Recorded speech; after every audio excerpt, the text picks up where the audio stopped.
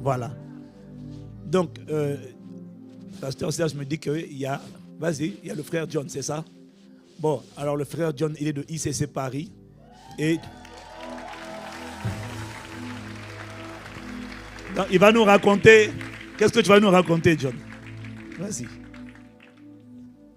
Bonjour à tous. Bonjour John, c'est ça. Bonjour. Donc dans un premier temps, je vais vous partager la dynamique d'évangélisation dans le 18e arrondissement et ensuite vous partager quelques témoignages. Donc, merci pour l'encouragement, merci. C'est ça. Merci. C'est merci, ça. merci. La Merci. parole est rentrée. Merci. La parole est rentrée. Nous tenons ici, solennellement, à souhaiter la bienvenue et à bénir Dieu pour le département du contrôle, le DCA, du contrôle de l'atmosphère.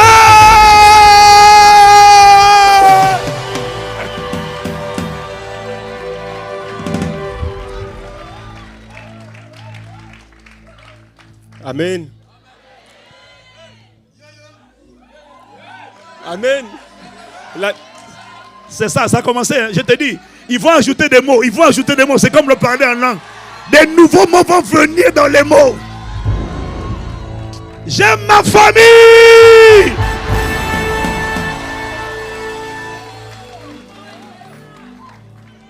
Oh yes. Amen. On est en Merci. train de l'intimider.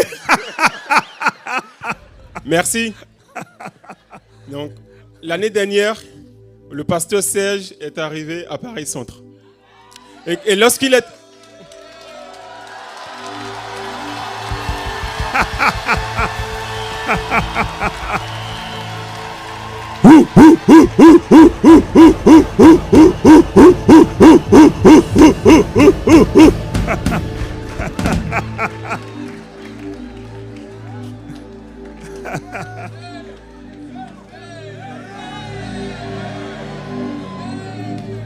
C'est ça, ICC. Hein? Je suis dans la joie immense. Je suis dans l'allégresse, car Yahweh m'a livré. Je suis dans la joie. Tu n'es pas là.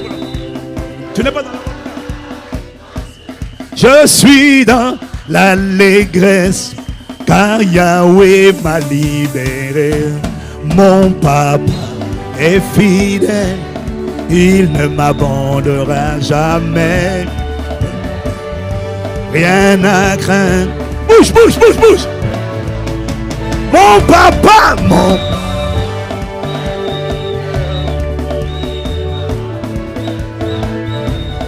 Je n'ai rien à craindre, car Yahweh m'a... Je suis. Une joie immense, je suis dans l'allégresse, car Yahweh m'a livré. Je suis. Une joie immense, je suis dans l'allégresse, car Yahweh m'a livré.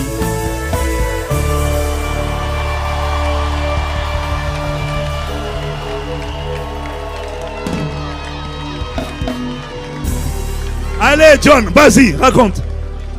Merci, pasteur.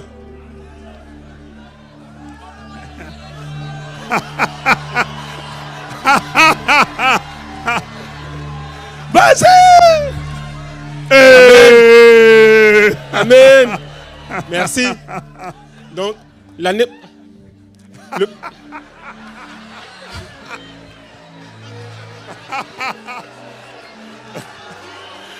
Donc, le pasteur Serge arrive l'année dernière à Paris.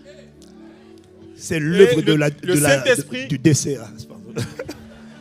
C'est le DCA qui déstabilise l'atmosphère. Vas-y, mon gars. Le Saint-Esprit Le Saint-Esprit lui a donné une vision pour Paris. Une église dans chaque arrondissement de Paris. Il y a 20 arrondissements à Paris.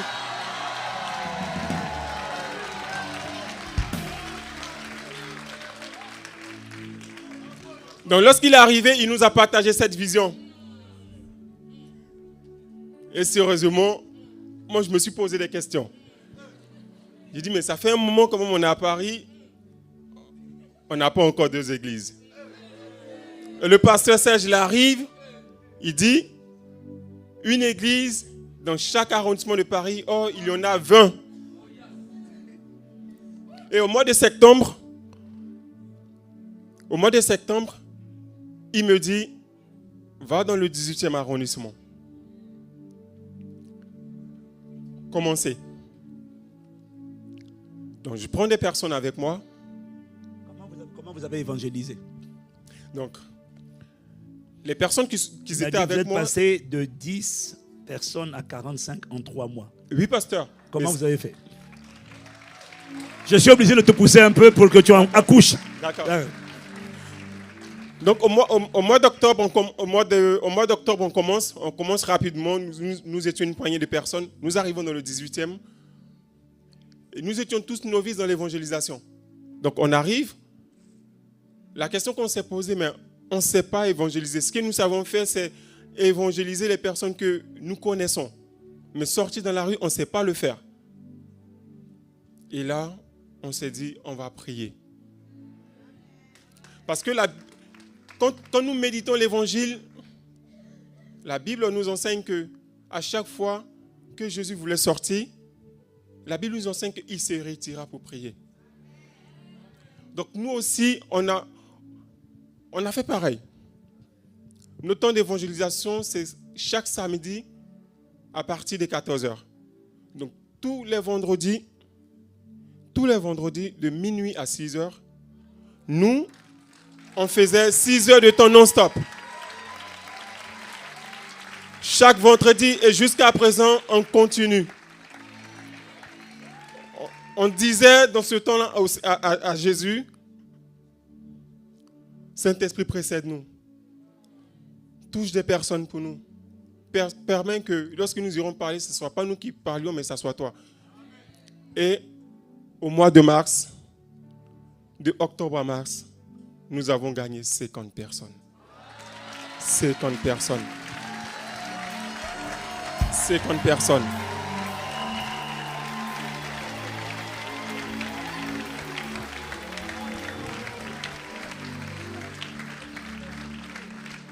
Au mois de mars, le pasteur Serge nous dit, cherchez une salle. On cherche une salle, on trouve une salle, mais à ICC, l'excellence fait partie de notre ADN. Et la salle que nous avons trouvée, ça ne correspondait pas à ICC. Et le pasteur Serge nous a dit, revenez tous à Paris Centre, dans le 8e. Sérieusement, on se voyait déjà dans le 18e, entre nous, en train de commencer l'œuvre. Et quand il a dit ça, on a obéi. Nous sommes retournés dans le 8e, auprès de lui. Et à un moment, il nous a dit, retournez dans le 18e, mais cette fois-ci à 10. Et nous sommes retournés au mois de juin. Et de juin jusqu'à la fin du mois de août, nous avons gagné 45 personnes.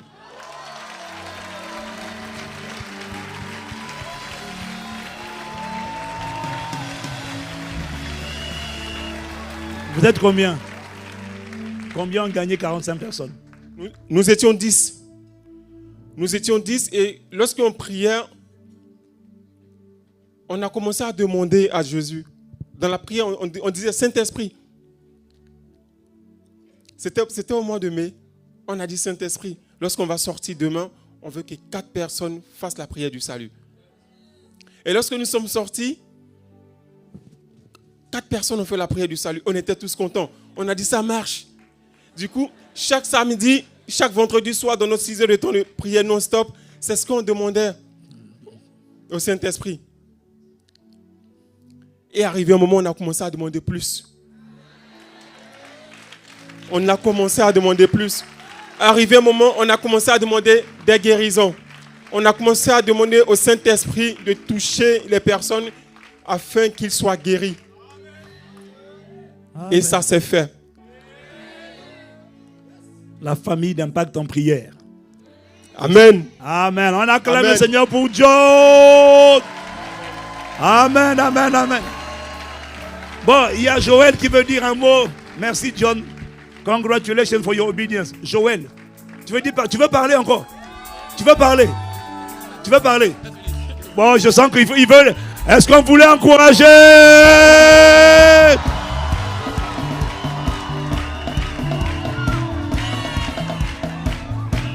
Amen. Je suis dans l'allégresse, car Yahweh. Je suis une joie. Je suis. Dieu va t'en faire ce week-end, cette semaine. Amen. Allez, vas-y, Joël. Amen. Gloire à Dieu. Alors, moi, raconte-nous. Ça a commencé quand j'ai découvert que j'étais très timide. C'est là que tout a commencé. Dieu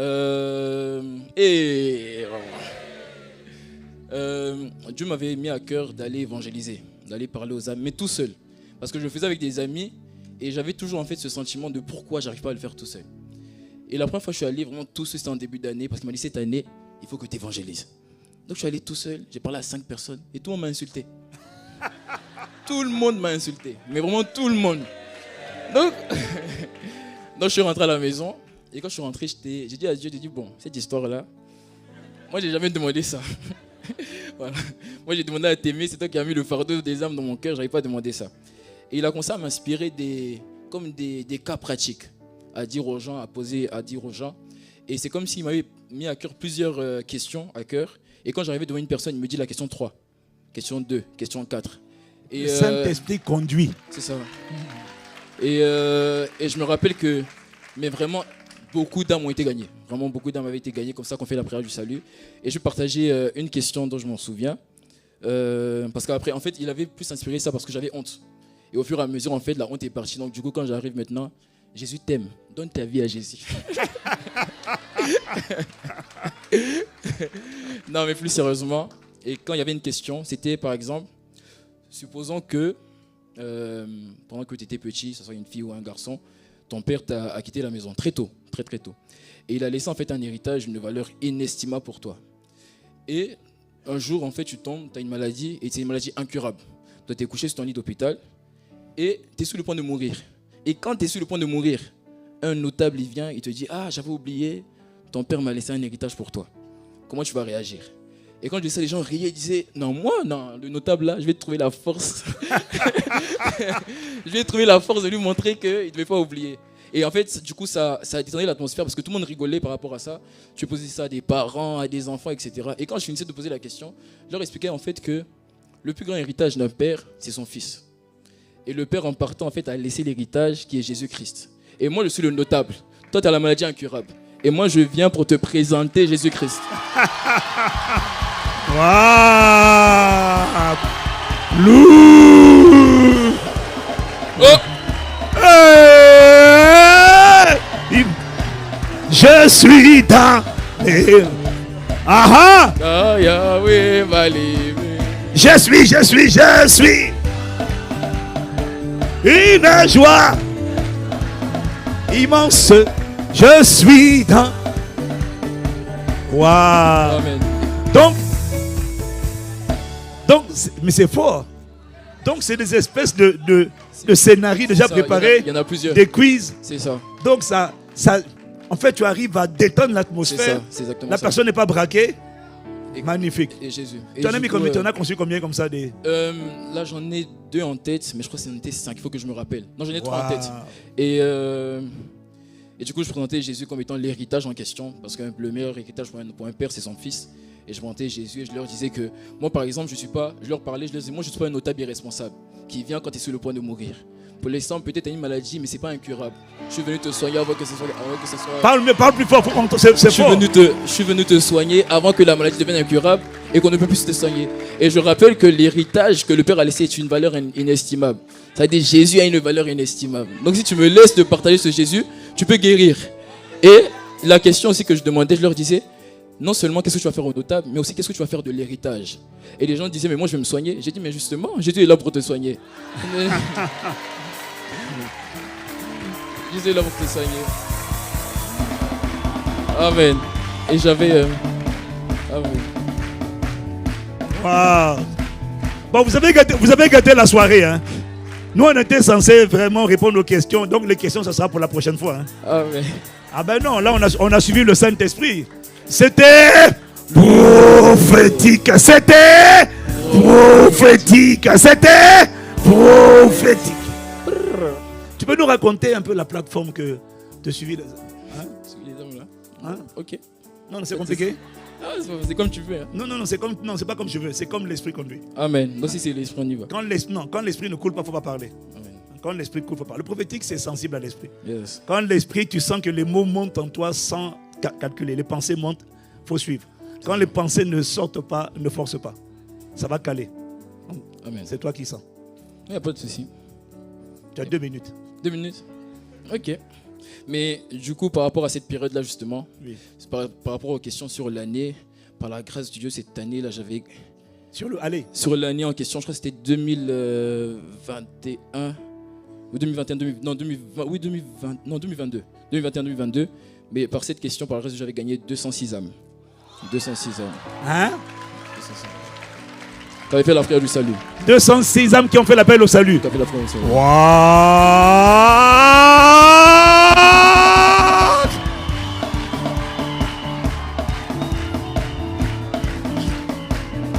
Waouh!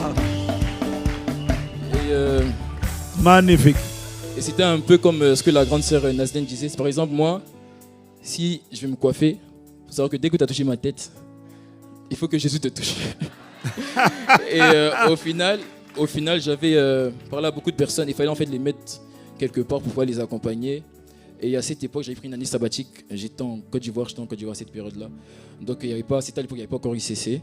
Je faisais mon cutement à Kodesh, à Vase d'honneur. Et du coup, il fallait les mettre dans une plateforme. Du coup, Dieu m'avait inspiré de mettre en place ce groupe de disciples. Parce qu'initialement, je devais aller dans une université très réputée. J'avais une bourse, mais Dieu m'avait dit de laisser. Il m'a dit de laisser 1 an, comme ça, il allait me donner le fardeau des âmes. Et c'est pendant cette année sabbatique que justement ce fardeau est venu. Et je les ai mis dans un groupe, on a commencé, on a parlé, on a édifié le groupe, il a grandi aujourd'hui par la grâce de Dieu. Et présent dans beaucoup de pays, il y a des membres dans 40 pays différents. Et ça c'est groupe, c'est-à-dire les gens qui ont accepté Jésus, soit par toi, soit par les autres que tu as engendrés, mais qui restent sous ta responsabilité. C'est ça. Je m'entends. Maintenant, combien de personnes se réunissent quand tu réunis toute ta fratrie, tout le troupeau qui est sorti de toi? Alors aujourd'hui... Attendez, tu as quel âge? 22.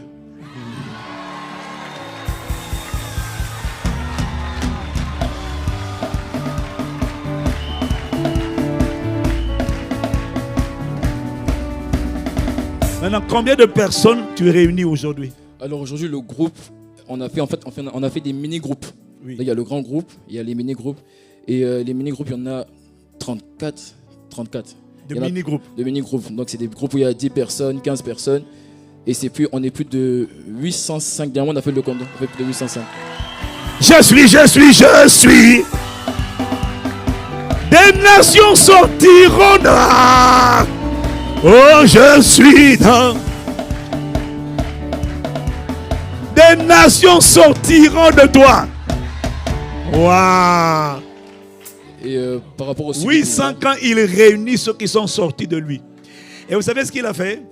Il a même... c'est pas le truc que tu m'as envoyé, là, l'audio que tu m'as envoyé. Explique un peu ça. Ah oui, par exemple, on a ce volet aussi évangélisation digitale, où on a ce qu'on appelle, nous, la journée du salut. Donc la journée du salut, c'est par exemple, on se dit qu'en un week-end, on doit gagner le maximum d'âmes. Donc moi, j'ai fait un vocal où j'ai prêché 2 minutes. Et après, j'ai fait un autre vocal, il y a la prière au salut. J'ai écouté, un vocal où il prêche en combien de minutes? 2 minutes max. Et puis un autre vocal. De la prière du salut elle-même. Hein? De la prière du salut. Oui, donc il y a la prédication. Oui. Et puis un autre vocal de la C'est prière ça. au salut. Et ce qu'on fait, c'est que dans le week-end en question, en fait, on ouvre le groupe. Donc on dit aux gens, partage à tes amis, etc. Et quand les gens ils viennent, ils ont un groupe intermédiaire, donc auquel on les accueille, etc. Et il y a une équipe qui est chargée de rentrer en contact avec tous ceux qui ont intégré. Quand ils intègrent, on leur envoie le premier vocal. Et les gens disent, ah, je suis touché, waouh, c'est ma vie, etc. Et après, on envoie le deuxième vocal. Et c'est comme ça que, par la grâce de Dieu, dans des Déjeuner du Salut, on peut gagner 50, 30 âmes, 20 âmes, etc. Par WhatsApp. Juste par WhatsApp. Juste par WhatsApp. Et après, Je suis dans l'allégresse. Tu veux finir? Vas-y, avant que je le saute. Amen. Avant que je le fasse le mouvement. Moi, je vais sauter, papa aussi. Amen. Et du coup, après, il faut les accompagner. Et pour ça, Dieu nous a inspiré la technique de la parabole des talents. Là, il veut dire que Jésus, le Père avait donné des talents à des serviteurs. Et sur la base de leur fidélité, de leur loyauté. Donc, sur la base, en fait, de ceux qui sont dans le staff avec nous, qui sont fidèles, on va leur confier 5 âmes à s'en occuper intensément sur 1 mois. Ou 2 ou 3, mais pas plus de 5. Et tout ça, c'est digital. Ça, c'est digital. Ils sont répartis dans 40 pays. C'est ça. Et après, parce qu'il y a des pays où ils sont pas mal, donc on a essayé de définir des zones où ils peuvent se voir en présentiel, aller évangéliser, etc. Donc voilà un peu. 22 ans. Je suis. Mais je suis dans la joie. Dieu est en train de lever une armée. Je suis. Une joie.